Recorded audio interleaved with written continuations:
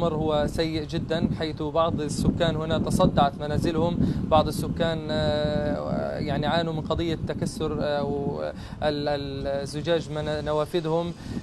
لكن الأمر الأهم في هذا الموضوع هو قضية الأنفاق التي تدخل المواد الغذائية إلى سكان قطاع غزة، التي قلنا أن بعض منها سلم من تدمير الجيش المصري. الآن يطالها التدمير، وبالتالي اشتد الخناق على القطاع فيما يتعلق بالوقود وفيما يتعلق بقضية المواد الغذائية التي يعني من الأصل أن تدخل إلى قطاع غزة كما كان في السابق. لكن الآن نحن نتحدث عن أن قطاع غزة ترك ليتحكم فيه الجيش الإسرائيلي بمعبر واحد، وهو معبر كرم أبو سالم. أما المعابر أو أن قلنا الأنفاق التي كانت تعتبر بديل عن المعبر الإسرائيلي أصبحت الآن في حكم الماضي. بعض التجار وبعض أصحاب الأنفاق قالوا أنه على الرغم من هدم الأنفاق وعلى الرغم من النسف وعلى الرغم من المسافة التي يقولون عنها، فإن قضية الأنفاق لن تتوقف، والذي قام بحفر نفق على مسافة كيلو سيحفر نفق على مسافة 2 كيلو.